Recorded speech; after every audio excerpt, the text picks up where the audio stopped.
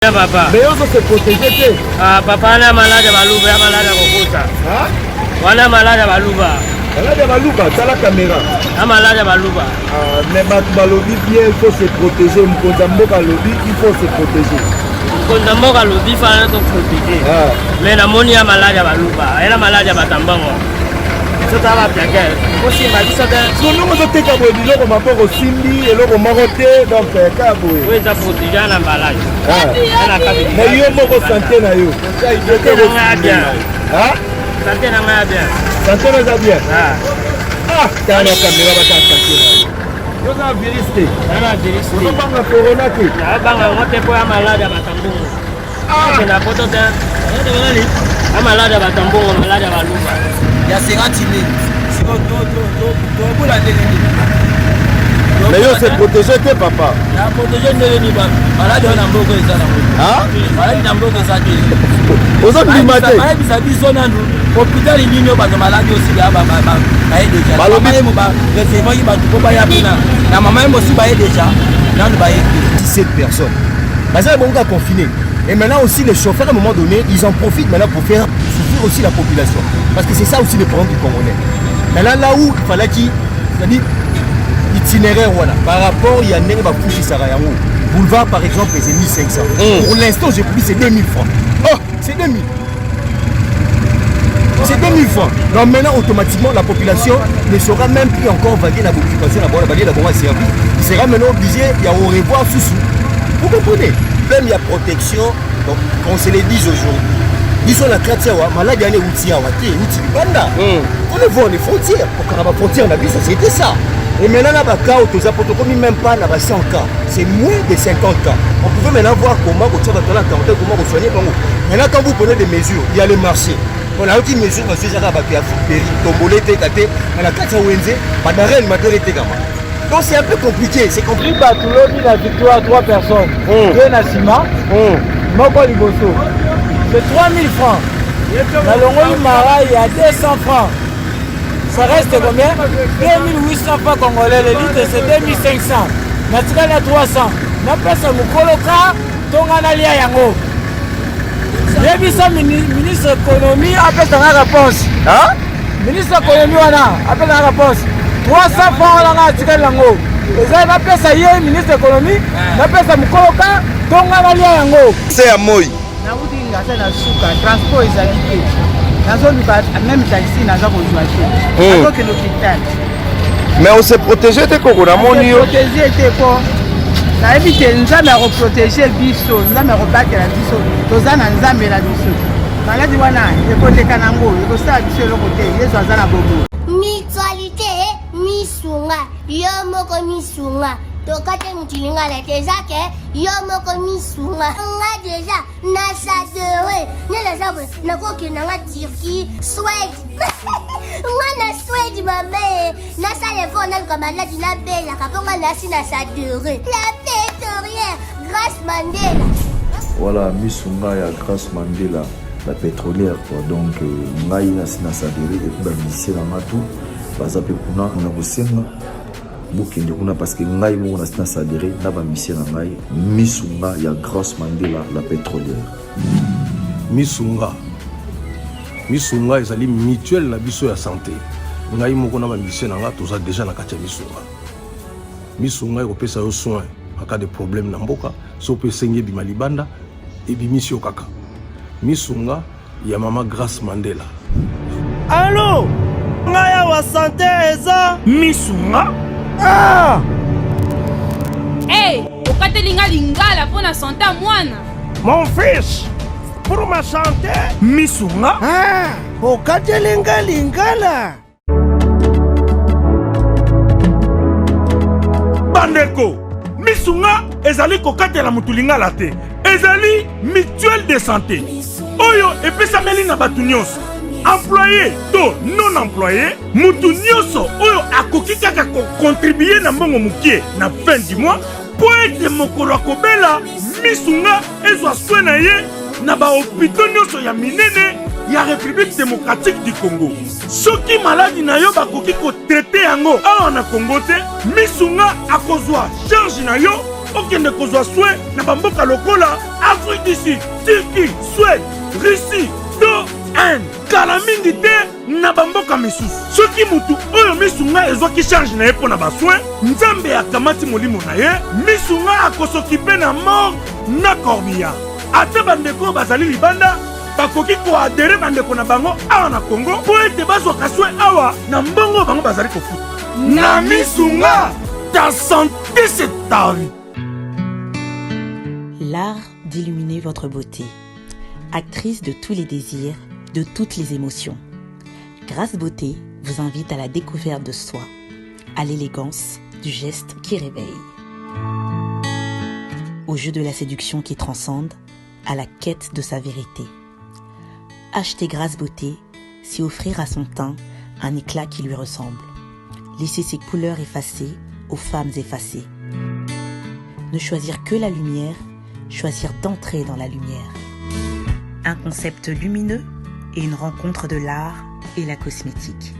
Grâce Beauté Cosmétique Paris est une création lumineuse et audacieuse, née de la rencontre entre un atelier de beauté spécialisé en cosmétique ethnique, de l'art en hommage à la femme noire et de la femme noire à la quête de la beauté universelle.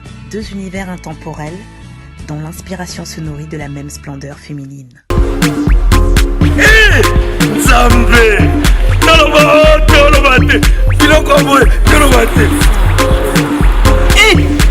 Nzambe yo otani ozolula ya bato ya yo mpe koki kokoma bongo na pomade awa toza ngai mwasi na ngai mpe okuma olingi osomba pomade naturelle awa toza en ligne www.awatoza. Pour l'adresse, il y a Kosomba Pomade Awatoza.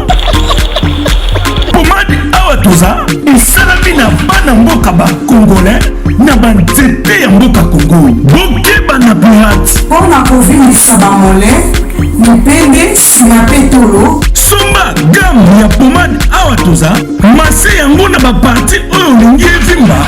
Sima ya 3 mois, on fait résultat. Salut. Oh.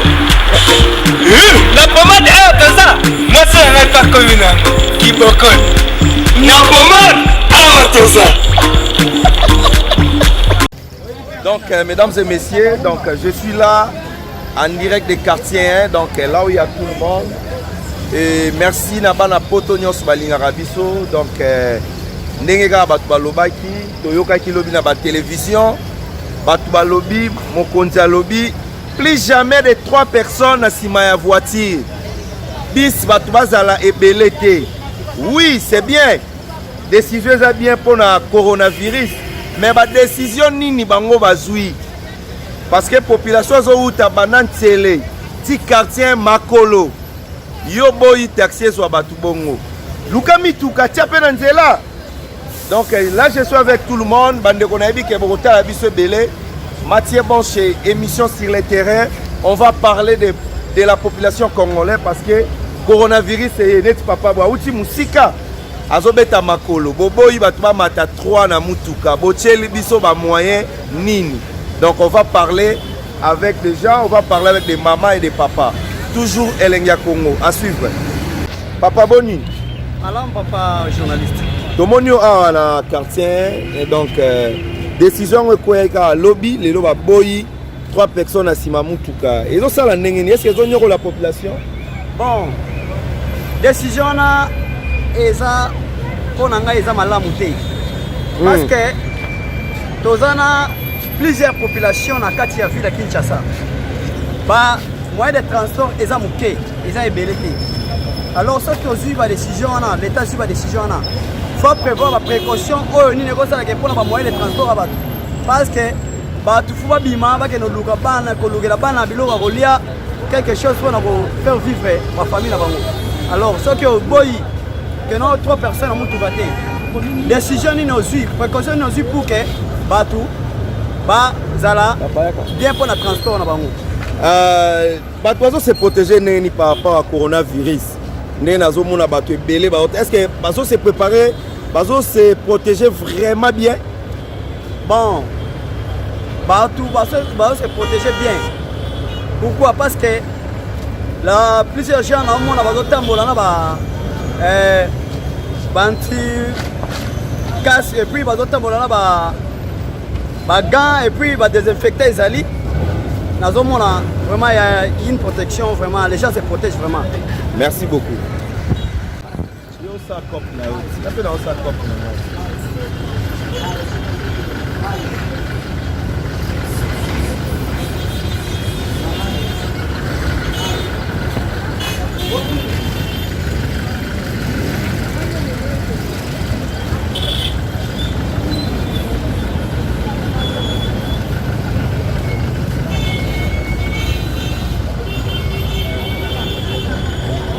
Donc, mesdames et messieurs, on est en direct des quartiers. Donc, là où il y a tout le monde, Batubako Tambola Makolo, décision Koyaki, Bazo Verfier, Mituka, 3 personnes à Sima, Bakangio. L'État congolais a sali nini pour combattre la Batu. Nenge Bako Tambola Makolo, Boyena coronavirus. À suivre. Yo uti wa pozo ya makolo bo. Bon, na uti musika banda Petro Congo. Transport ezate bango bazui décision 2 personnes à taxi. Mais bateli biso ba bus te. Siko ba taximen ba komisio ki ba matisi 2 personnes au lieu de 500 francs bazo senga 2000 francs. Oh. Nazo kende wenze wana moyenne dépenser 2000 francs ezate. Donc bazo eza guerre torture encore, on nous torture moralement. Merci, mais on se protège, maman. Bon, protection, on a vu déjà protection. On a vu bandundu. Na meli biloko na biso aboko. Olobi? Na meli biloko na biso aboko. Protection na eza utile. Merci beaucoup, maman. Ba autorité basu. Ça, on a virus qui sont pris, coronavirus par rapport à mode de transmission. Alors, basu ba mesure wana oui, ils en ont bien. Mais ba mesure en aussi à un moment donné ils ont produit ba phénomène contraire et ça préjudice la population parce que regardez pour ça la katia vous comprenez c'est ça 1 mètre des bon bazo prétend que le photos à la 1 mètre et maintenant si la personne parce qu'on respire au-delà même il y a en haut t'as la parce qu'il y a 4, 5, 6, 7 personnes parce que bon gars confiné et maintenant aussi les chauffeurs à un moment donné ils en profitent maintenant pour faire souffrir aussi la population parce que c'est ça aussi le problème du Congolais. Maintenant là où il fallait qu'il c'est-à-dire itinéraire voilà par rapport il y a nenge ba fushi sarayango boulevard par exemple c'est 1500 pour l'instant j'ai pris c'est 2000 francs. Oh c'est 2000 c'est 2000 francs. Donc maintenant automatiquement la population ne sera même plus encore vaguer dans l'occupation la bonne service il sera maintenant obligé il y a au revoir sous vous comprenez c'est vrai mais ça préjudice maintenant ça préjudice. On va voir comment les gens font maintenant la quai font les pieds. Donc oui, ce sont des mesures, mais pour moi, bon, ça reste encore à un moment donné. Est-ce que les Congolais vraiment peuvent se protéger bien? Après, les problèmes, il y a protection, donc on se les dit aujourd'hui. Ils sont la quartier, malade, il y a des outils, banda. On les voit les frontières. Pour qu'on ait des frontières, on a vu, c'était ça. Et maintenant, là, même pas 100 cas. C'est moins de 50 cas. On pouvait maintenant voir comment vous soignez. Maintenant, quand vous prenez des mesures, il y a les marchés. On a aussi une mesure parce que j'ai tombolé, on a 4 ONG, pas d'arrêt, donc c'est un peu compliqué, c'est compliqué. Je vous dis vrai, c'est compliqué. Merci. Mesure quoi, il y a des personnes à Sima, Maro Liboso. Bon, et déranger Bino. Oui, effectivement, il déranger Bisso. Bon, et donc on a relobé les années. Avant de faire la mesure, on a fallu un peu réfléchir. C'est comme si nous devons réfléchir. Supposons, nous avons taximen. Nous avons battu la victoire à 3 personnes. Bien à Sima, Moko Liboso. C'est 3000 francs. Dans le Mara, il y a 200 francs. Ça reste combien?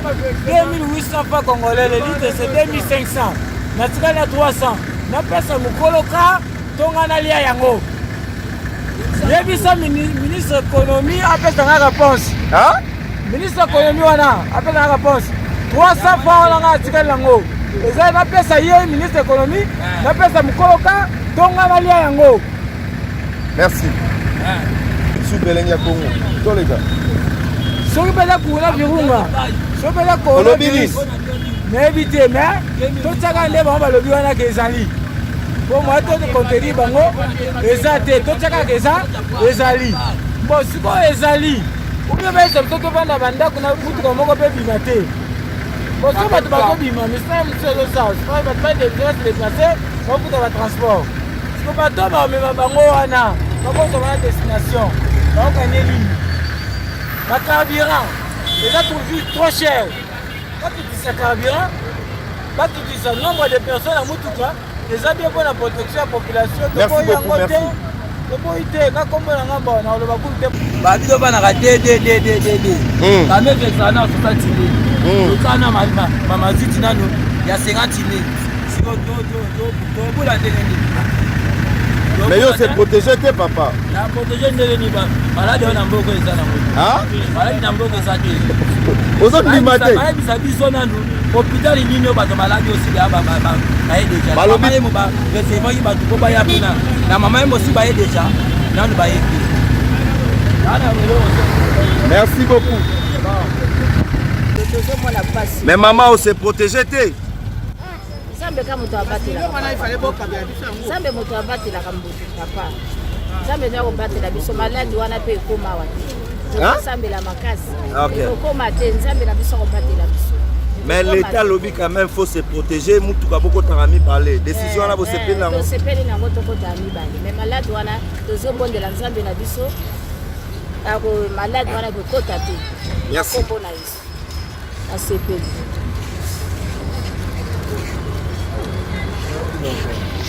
outi wapozo kende wapi Bishima, bien-aimé dans le Seigneur, le prophète Ézéchiel, l'homme de Bishima, Tobaki Selakaye, Mutumu Kwabu, Aye, Bana Congo Kinshasa, Bana France, Bana États-Unis, Bana Allemagne, Bana Canada, Bana Belgique, Bana Nzambe Nyonso dans le monde entier. Voici le prophète Ézéchiel, l'homme de Bishima. Benga Yaya, Benga Papa, vous êtes malade, vous belaka. Cirrhose de foie, cancer de l'estomac, cancer de matrice, cancer de cerveau, cancer de sein, épilepsie, diabète, rhumatisme, impuissance sexuelle, hémorroïde, VIH/SIDA, hépatite B, faiblesse sexuelle, mobali akimayo, mwasi akimayo, apesayo 500 mètres. Hey! Olingo komisa mwasi love kilaou, papa love kilaou. Benga le prophète de Bishima, l'homme des surnaturels. Plus 243 81 61 96 772. Nalobi 00243 81 61 96 772. Benga asakola pona yo, apesa yo solution na problème na yo dans le nom du Seigneur Jésus-Christ. Bishima. C'est à moi. nauti ngasa na suka transport ezali te nazoluka même taxi naza kozwa te nazokende hôpital mais on s'est protégé te koko namoni yo protégé te po nayebi te Nzambe akoprotege biso Nzambe akobatela biso toza na Nzambe na biso maladi wana ekoteka nango ekosala biso eloko te Yesu aza na boboyi ata Yesu aza me balobi fo tolataka biloko wana baga biloko wana efale bopesaka biso bokabela biso yango toza na mbongo te. Merci Coco. Voilà, mesdames et messieurs, donc on est là et namo ya makasi bo njamba ko sungape coronavirus eroya na mboka na biso te et koya te donc à suivre toujours sur Elenga Congo votre émission sur le terrain. On est ici en direct des quartiers Njili donc dans l'embouteillage na moi makasi donc on a évité population de tambola makolo ndenge ya ko sakana te. Ah bien papa. Mais on se protéger te. Ah papa na malade baluba ya malade kokuta. Wana malade baluba. Malade baluba tala caméra. Na malade baluba. Ah mais balobi bien il faut se protéger mkonza mboka lobi il faut se protéger. Mkonza mboka lobi fana to protéger. Mais na moni ya malade baluba. Ela malade batambango. tozala bapyake kosimba biso te ndongo toteka boye biloko maboko osimbi eloko moko te donc kaka boye oyo eza protege na mbalage mais yo moko sante na yo sante na ngai ya bien sante na ngai ya bien sante na eza bien tala na kamera batala sante na yo yo oza na virus te ozobanga corona te naobanga yango te mpo ya malade ya batambongo nakenda poto te ya malade ya batambongo malade ya baluba donc bapauvre bavango te bapauvre biso bapauvre yana biso te nzambe atindi mpona bamvama bapauvre te atina mpo bamvama bakufa mpo babombabomba bambongo na bakese ebima te bafandela mbongo wana komona ngai grâce oza mutaba ndundu wamuyaka vrai muyaka oyebisasa makolo vrai muyaka message nyo oloba na bandeko nyonso bakala libanda ya mboka bana poto nalobi kaka merci nzambe asunga bana bandundu me baluba te aboma baluba aboma bato nyonso baa na mbongo etambola te merci beaucoup merci nzambe apambola yo